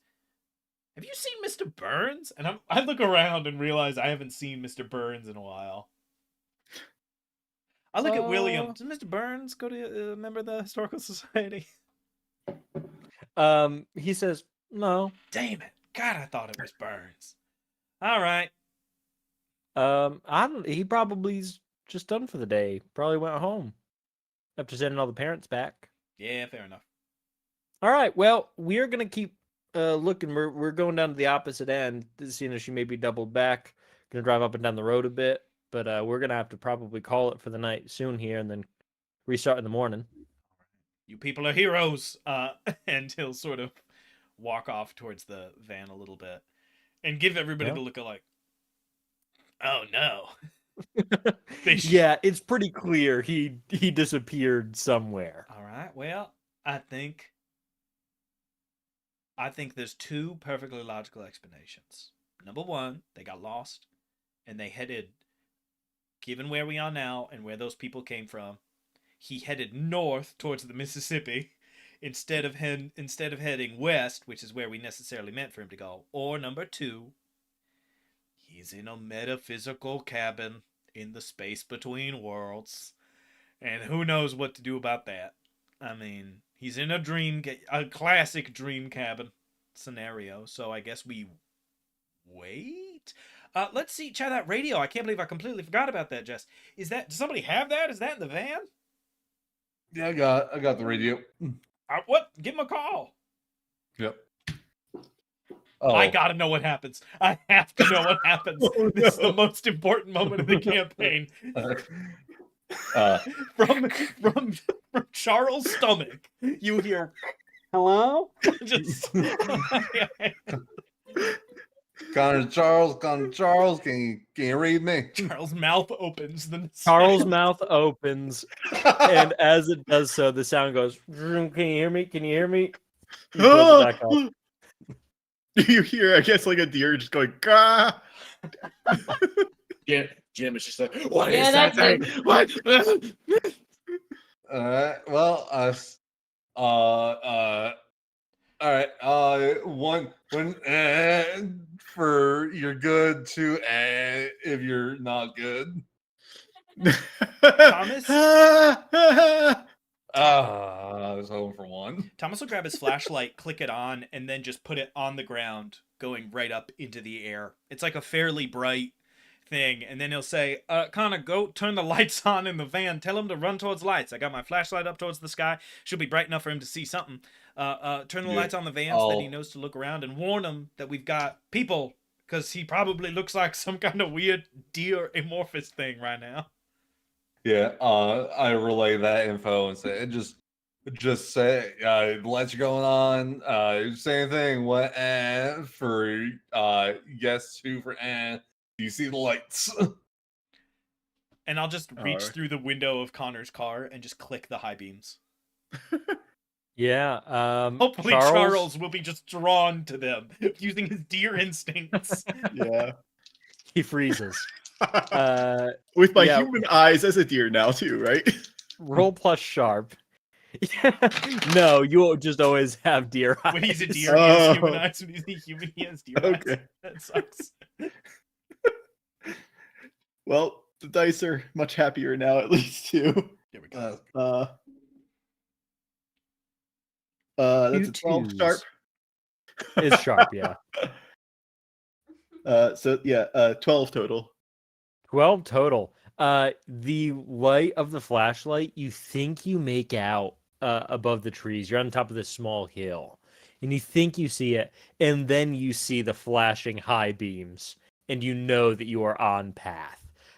It'll be about 15 minutes of a trot to get there, but in deer form, it's not too bad.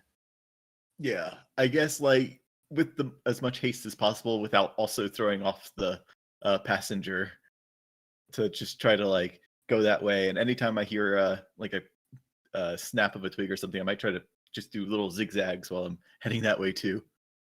Yeah, you don't hear anything. You don't have to roll for it. You are in deer speed. You're pretty sure you made it past this cheerleader. You get down through the woods fairly quickly. Thomas, you stop flashing the lights and turn off the flashlight as another one bleat comes through from Charles over the radio. So he is okay. He knows. And you get within like 100 yards of the crew here, and you've been warned that there are people around. Mm-hmm. Do you transform back into a human man? Yeah, I sort of like, I guess, in like the shelter of one of the bushes, I guess I pull up beside one of the trees, kind of crouch down so Emily can step off and get her bearings, and sort of like skitter forward and turn back into a human. If Emily lives, she will never be the same. She's alive though. Can you For now. take me to someone? Yeah, I finally saw their lights. Looks like they're that way, and they've got a search party too. I mean, And- like Psychiatrist. for to be healed. You know, this is a lot. Is what I mean. Yeah, I just got hit with a really tough stone too. It was healing and resting is a good idea. Hopefully Jessica might be able to help you out too. She's got some connections. So let's head this way, and we're almost to the edge of the forest and the road and safety. All right. And you, after transforming, step out. And everybody, you see your ally, Charles Kevinson, in human form, along with Emily, alive and well. A little beat up. You know, My she's eyes seen better days. reflecting in the light. Yeah. Seems to have been a total success. As I look and see his eyes reflect, and I turn my flashlight off, and I go, that's great news. I'm glad you all were all right. What happened to make you get so lost? Because Thomas doesn't know that she knows about everything. Are you all dear? I Are you all see. dear I people? see. Nope. They're nope. very dear to me. They've been good comrades. No. He means it's No in more friendly. dear, He means please. it's in friendly, perfectly normal. Thomas takes off his like hiker's hat and is like, "We're good to go." Were you being pursued? You're all sweated to hell. Yeah, the kind of walking corpse has probably could join our softball team. It's got a very mean throw, and ouch, my hip is a little disjointed and stiff. It is bruised Yeah. when you look at your human form. Even for me, today is getting weird. I look over at everybody and go, I think we should probably all get in the van and go. Yeah. It seemed pretty dead set on trying to go after Emily, I think. I'm not sure about the. And do I see the other people? Or wait, have the other searchers gone home, or are they still out in the woods? No, they've all gone home. They said that Okay. they're All right. I'm going to clarify. They said we're going to search that way for a little while, and then we're going to call it quits soon. All right. Thomas Should we- tears a page out of his notebook and writes on it and says, "Found her! Great news!" Exclamation point, and goes and sticks it under the windshield wiper of one of the vans. That's Should not my we- worry right now. Yeah. Should we get them back out of the woods too, away from the sharp stone hurling creature? Oh, yeah, probably. All right, maybe honk that horn or something. Connor, does your van have a like A loud sound horn? system? Like, can it like? Is it like a cop? Does it have like the speakers on the outside? Like a No. no? Oh. It's supposed to be very not noisy. I'll look at Charles and I'll go, "Do you have a megaphone in the utility in the sports shed?" Oh yeah, we should have one there. I will go grab that then. Be back soon. So I run across. No. campus, or- I say, "You all stay together." And Thomas turns and runs with Charles. No one's going anywhere alone forever. We're not. After we're done with this Yeah. adventure, we're still using the buddy system. As I run with him. Yes. Okay. Yeah, so we look at Jim Duggins here. Jim, he's not a deer. Right now in front of you, he's not a deer. There have been references made to deer. She asked if you all are Antlers. deer people. You have not seen the deerman. What are you doing? Listening to about the corpse and everything. Jim's just going up to just trying to get answers. So I don't think he's even processed at this point who Charles is and who he's been eating his flowers. He's just fully Bigger just fish. taking so much going on, and just also grabs him. Not as aggressively, just like, what is going on here? What are you talking about? What are you talking about, a living corpse? Are you talking about my ex-wife? Thomas just No. reaches over and plucks Charles' keys out of his pocket and go, "You two have this little chat," and jogs down the hill. There Do I you need go. to go back? Uh, What do we need to fight all of this? I have something things. that I have things in my shed. I can go get them right now. Anything to end like or prevent what was it, the rapture or something? That seems like what they've been mostly focused on. He's And gone. it seems to involve a lot of sacrifices. Not the most actionable. Jim's eyes glisten. Anything to end all this. All these things are true.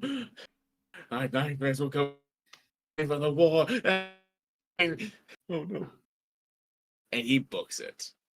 Jim just Towards his runs. shed. You actually for this, like honestly, Jim feels like for the first time as if he was 20 years old, running from the gunfire and is on a sprint in to go get who knows from his shed. He looks to arm himself or potentially his new acquaintances. Yeah. Thomas, you are jogging through the woods. You've been jogging for a couple minutes, and then you hear, "Oh, are you Are getting we the car?" that far from Charles' shed? It's like a 7 or 8 minute jog there. Oh, It's not I like it's right across the totally missed. street. I thought we were in the parking lot right next to all the sports Mm-mm. fields and stuff. No, this was off down the road towards where you had the confrontation with the president of the college. Was where this path was. So it's like 7 minutes, 8 minutes away. Then I think Thomas is running through the woods and has been running for like 3 or 4 minutes and is like getting a little sweaty. He's wearing hiking boots, so like there's a it's a little thunk rough. thunk thunk terrible. Oh. And then he's like, "All right, guy," and turns and he is by himself and he goes, "Oh, oh no." And you hear approaching from behind you. Thump, thump, thump, thump, thump, thump, thump, thump, thump, thump, thump. And you see breaking through the tree line, Jim Duggins, a mad glint in his eye, sprinting past you. Damn. And just All right, Jim we- Duggins. I'm gonna ask Emily during this time, like, are you okay? Do you need like a hospital? Like, I'm gonna check her over. I want to see if she's okay. Yeah. Roll me. You're gonna roll me 2 things here. When you ask her about how she's doing, you're gonna do a plus charm, but doing a check on her, you're gonna roll plus sharp. And it's gonna be probably investigate a mystery for the plus sharp, just to get a good handle on what's going on here. Okay, I rolled a 6 and then I rolled a 10. So hold on, let me look. I think I'm Oh. plus. I'm plus. Oh, I'm Charm. -1 charm. So 5. So 5. And plus 0 sharp, so 10. She says, "Oh, you know me. I'm okay. I think I need to get home, sleep, recuperate, but otherwise and you see she is physically okay." I think I'm gonna read her mind. Yeah, on your investigate a mystery, you got a 10, so you can ask 2 questions. What happened here? Which of creature is it? What can it do? What can hurt it? Where did it go? I'm just gonna say you can ask 2 general questions that don't need to be from that list about how she's looking, how she's acting, anything like that. So whatever 2 you want to ask. It's weird that she would. I'm talking to you. I just realized I'm muted. It's weird that she would say that she's okay. Like that's like you're not okay. So I would probably, I don't know specifically what to ask. Just I want to know what's going on in her brain, basically. Yeah. She looks frazzled, but deeper than that, and this is basically all you're gonna get from here. Deeper than that, she seems wild-eyed. You know, like she made it. She's out. And I think that is conflicting in her and making things seem strange, and that's the vibe you're getting, is that she seems like strangely elated. And then you go to read her mind. So you're gonna have to roll that.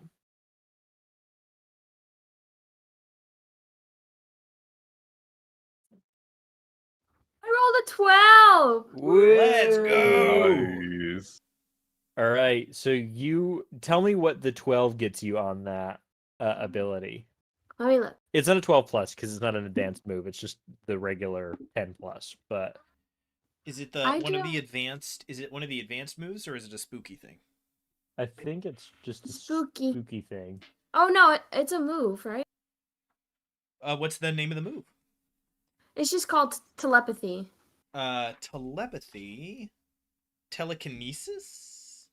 No, I don't see telepathy on the alternate weird basic moves. Okay, There's let- empath. It's a spooky move. I think. Okay. Sorry, let What me- does the spooky move say? You can read people's thoughts and put words in their mind. This can allow you to investigate a mystery or read a bad situation without needing to actually talk. You can also manipulate someone without speaking. You still roll moves as normal, except people will not expect the weirdness of your mental communication. Oh, so it's still another move. It is just done telepathically. Yeah. Okay. I think what I'll do then is there's one very obvious question for investigate a mystery, which is what is being concealed here. Prying in deeper on this, that's what you're going to get, is that. You reach into her mind. She is happy to be out of the woods and wants to go home. But even deeper than that, again, you're just probing deeper and deeper and deeper. Almost subconsciously. It's not that she's happy to be out of the woods. She's happy to be out of there. Out of the woods. Out of the cabin. She's happy to be out of something that, in her mind, sounds like she's been trapped there for a long time. She was only there for a couple hours, maybe. It's the. She sounds happy. It's the witch. And we cut back over to Charles Kevinson, or we cut back over to Jim Duggins and Thomas Puck. Jim Duggins, you've made it to the shed first. This is a small utility shed. It is some rundown wood, sort of stapled and nailed together, that you've put a nice fresh coat of paint on. It's been worn down. You put another coat of paint on. It's a little bedraggled, but nevertheless, it is the place that you call home while you're at work. Well, is it a Oh, place no, you call it's- home? Mhm. It is the place you call home. Did we look down and see a mattress on the floor? You unlock the door, swing it open. What's it look like? Sally, let's talk about the first thing you actually do. So, actually, there seems to be like a little door.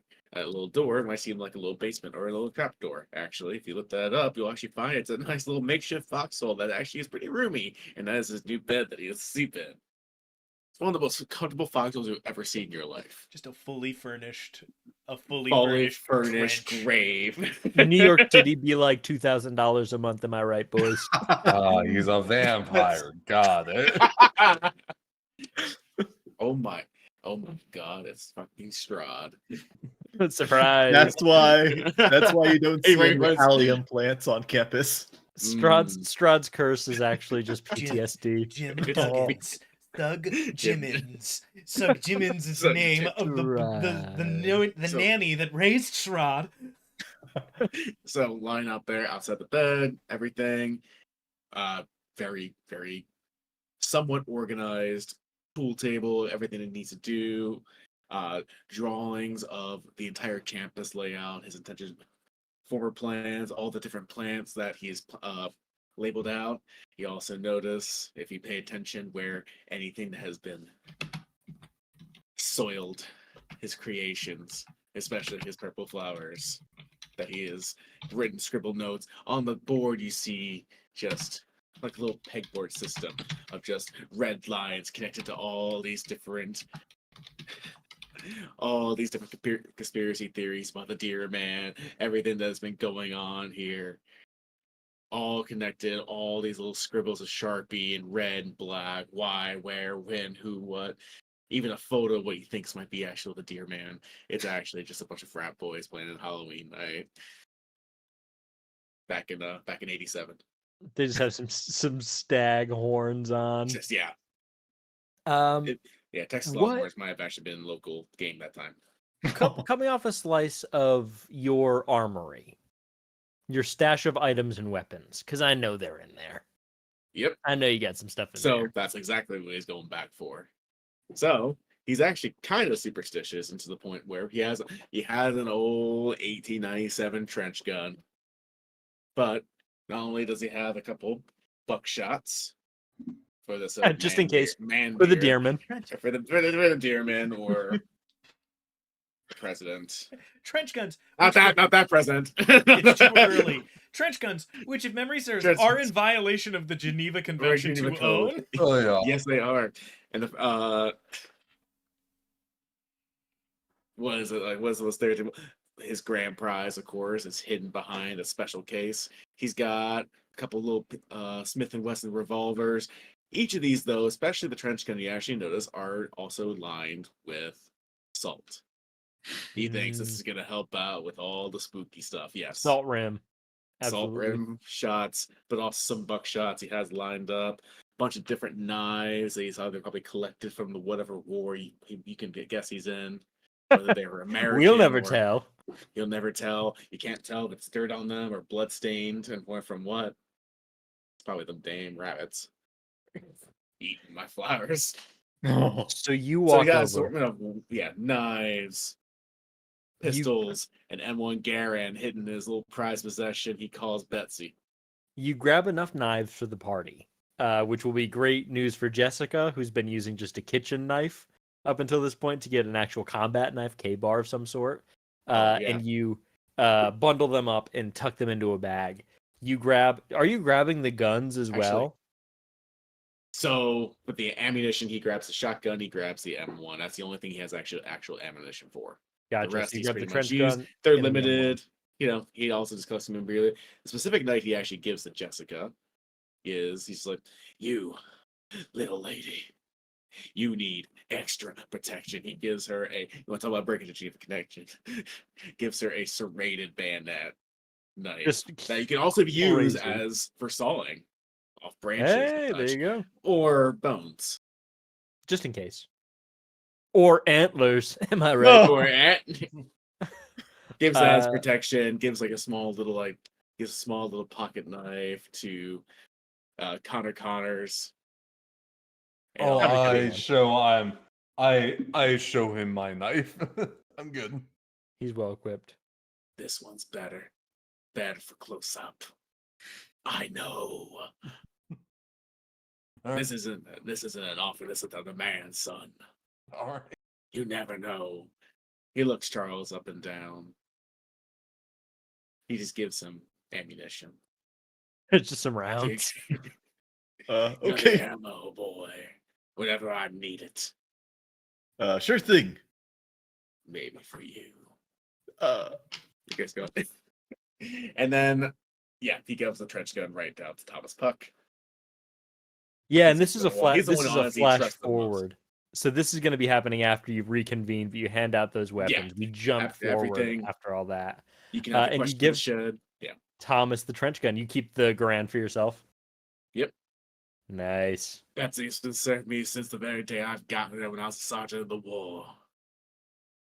She's been by my side after I lost everybody and everything, and my love, my belongings. And he starts, just huffing and puffing and heaving, and his blood pressure's up high.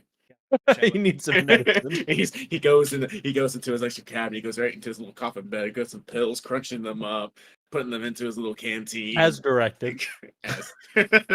He don't know what he's drinking or what he's putting in just to calm his nerves. Cigarettes will give up too much if I position out too much. I know. I've been there. This is the craziest character we've ever had on the network. We jumped to Thomas Puck. Jim Duggins. You run past his shed and you hear like clang, clang, clang as he's grabbing weaponry and arming himself. You run past. Thomas gets a you headache have- and is like, I feel like I'm missing something nuts as he runs through the woods as fast as he can. He's just trying to get to the shed, unlock it, grab a megaphone, and immediately start being like, we found her, like yelling, because he has not been privy to any of the strangeness. And so he's just trying to keep these people from running into a dead cheerleader wielding a rock in the woods. Yeah. You quickly unlock and grab the megaphone, and you step out and begin calling out, saying, "We found her! We found her!" Roll. I don't think it's charm. You're not really charming anybody. It's more you're trying to get this across a big space, and so I'm gonna say sharp. Sure. You're trying to find a good location. Anytime I get to roll sharp, I'm happy about it. Because calling it from here in the bottom of the field, like down the hill, probably isn't going to work great. But going up to the top, finding the right spot, you might be able to get it out. I think I might know exactly what happens. I just rolled Snake Eyes. Stefan, your curses move to me. Thomas goes. Oh no! Thomas clicks it and starts yelling, and opens the back, and there's no batteries. Oh, You can't leave them in. That drains them. Unless you had some other idea. That's what I think. No, I think no. Thomas grabs it and runs like a mile uphill to get to a good spot, and whoo, click. Oh, you've got to be shitting me.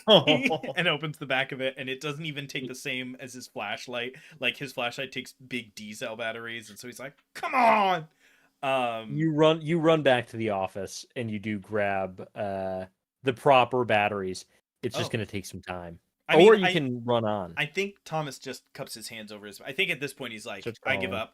Also, it's Snake Eyes. There's gotta not be batteries in the thing. Yeah, and he just you- starts yelling, like, we found her, you can come on back now. You start hearing that, Connor and Charles and Jessica, you hear Thomas yelling that, getting closer. Clearly something happened with the megaphone, but he's yelling it out.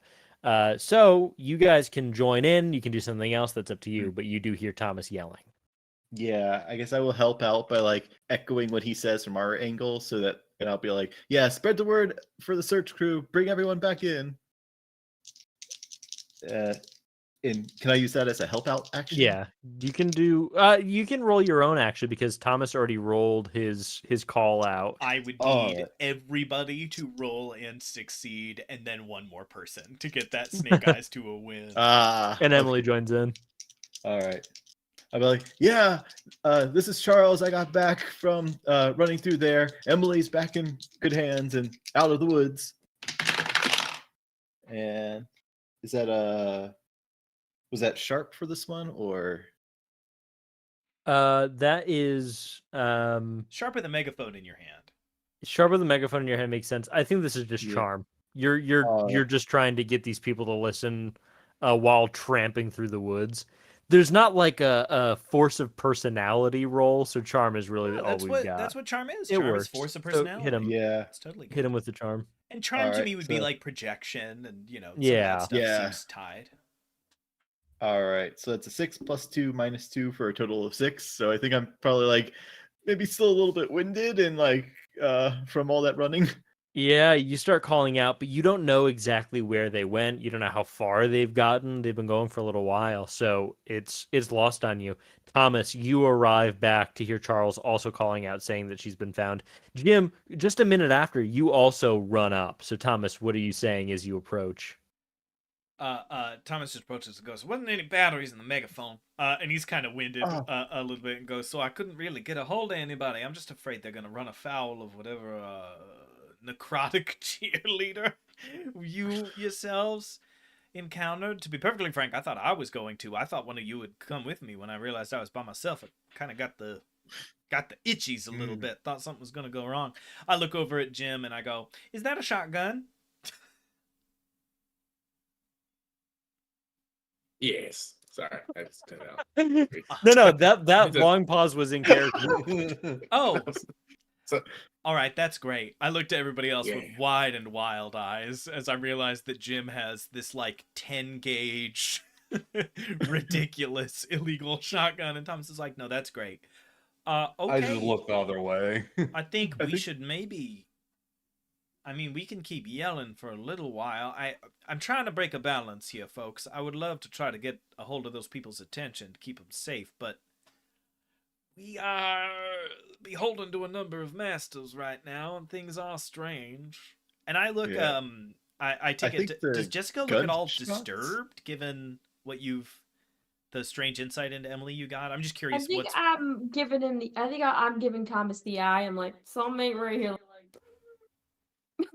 But I think what I'm gonna do is I'm gonna use oh, the I was, sight to see, like, if I see something weird. and I think along with that, we make eye contact and then both use our various magic. I will use sensitive to open myself to the psychic environment, trying to get a read on what's got her spooked. Yeah. I'm gonna say the order goes Thomas first and then Jessica. Thomas, open your mind. This feels safe to do.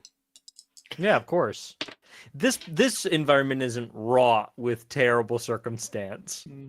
8 mixed success, hazy impression about something important. You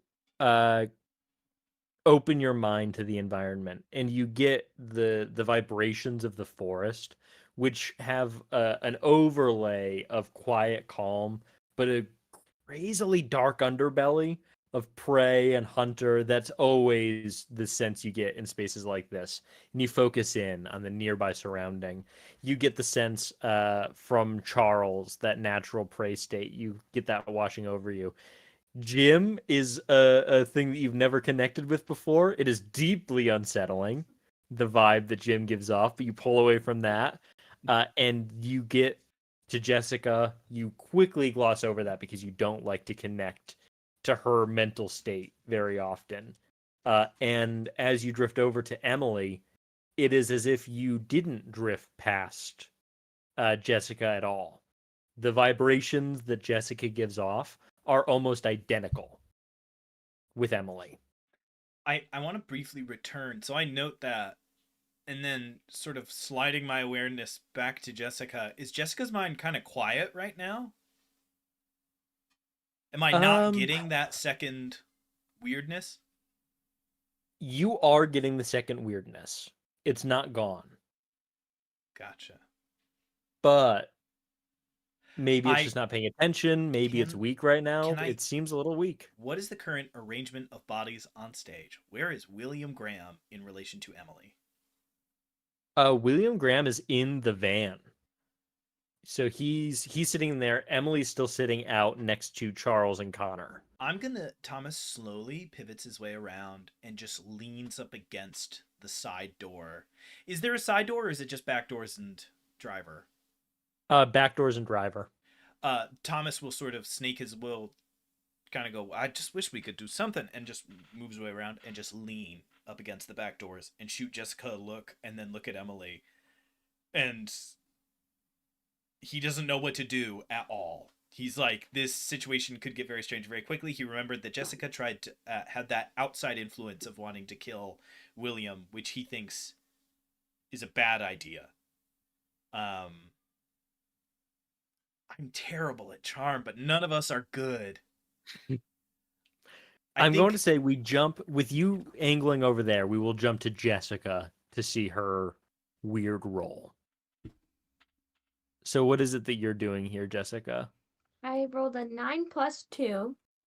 Nice, so full success. And I am using the sight, which is, you can see in the invisible, especially spirits and magical influences, the same thing I did with William Graham. You look at Emily, half expecting to see like a dark entity around her in the way that you saw Will. And instead, you are looking at Emily. She doesn't seem like she's influenced. She doesn't seem like she's being embodied by anything. But as you look into her eyes, you see a presence that you've seen looking into a mirror before. Staring at yourself through those eyes, you see an alarm goes off. No, you're staring back into these eyes that you've stared at many, many times in quiet reflection after a shower, putting makeup on. Sometimes you'll catch that out of the corner of your eye looking. It's like the eyes linger for a second, and you see that exact same thing in Emily.